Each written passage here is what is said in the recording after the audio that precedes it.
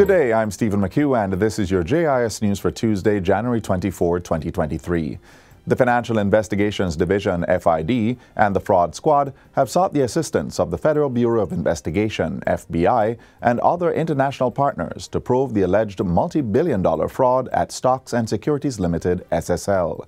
Finance Minister Dr. Nigel Clark made the disclosure Monday as he updated the country about measures being taken to regulate the financial sector. Minister Clark says the international entities were engaged due to the magnitude of the fraud and lines of inquiry being pursued. According to the minister, the Financial Services Commission, FSC, had flagged a series of irregularities uncovered at SSL, with documentation going as far back as 2010. The central issue,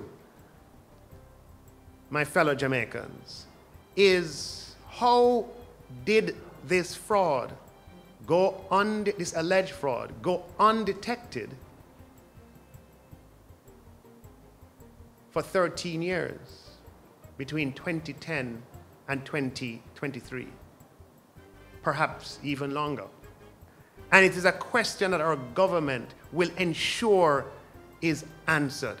The finance minister adds that the FSC will be releasing the supervisory actions of the SSL during the period of the alleged fraud. In the meantime, Dr. Clark maintains that the SSL probe does not pose a systemic risk to the financial sector. He reasoned that SSL manages only 2% of the total assets handled by the island's 38 licensed security dealers who oversee more than $1.4 trillion in assets.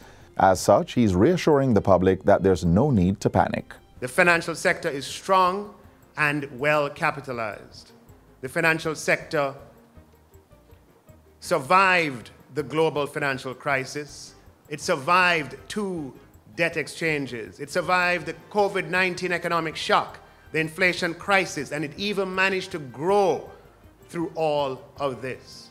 Not only is the financial sector strong, it is also resilient. More specifically, the securities dealers industry remains a strong and critical pillar upon which our country, our economy, and our investing public depend. Meanwhile, harsher penalties are being worked on to deal with white-collar crimes. Minister Clark says amendments will be made to strengthen existing legislation, which will hold stakeholders accountable for their actions. The measures, Dr. Clark says, are aimed at restoring public confidence in the sector. The discrepancy between the sanctions for white-collar crime and other forms of crime must be erased. If you rob depositors or you defraud investors, our society, and you put our financial system and our way of life at risk, the Jamaican society wants you put away for a long time. In addition, security dealers will be required to publish financial statements like publicly listed companies.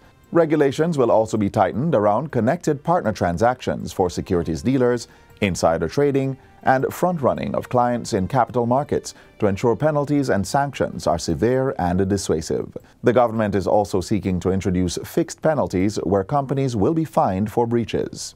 This will improve the sanctions regime and the speed with which sanctions can be applied, and will the difference in time between when an act is allegedly committed and when a sanction is delivered will be greatly shortened with a fixed penalty regime.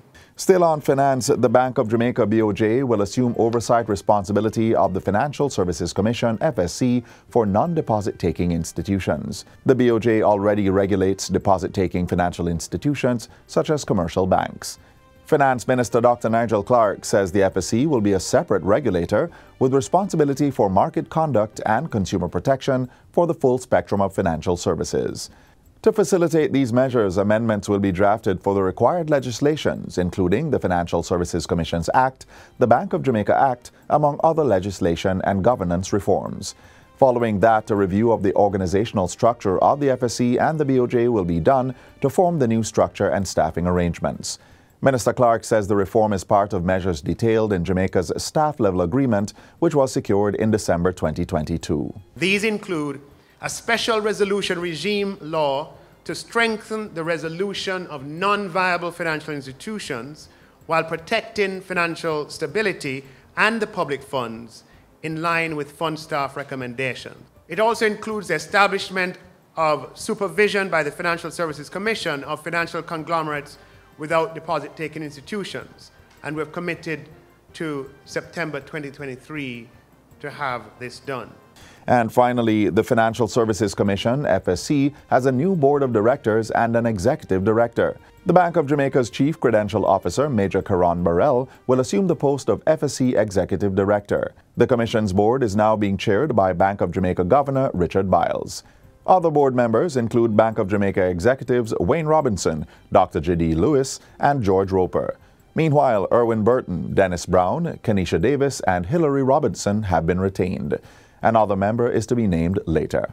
The immediate responsibilities of the new board, in addition to what customarily applies, are to, one, oversee the current intervention in SSL. There's a temporary manager in place. Establish a mechanism to review FSC's approach to the SSL case in order to identify any gaps or constraints, and to assess the status of other licensees and whether there are concerns or potential concerns in respect of any company in the securities industry. And that's it for JIS News Today. I'm Stephen McHugh. Thanks for watching.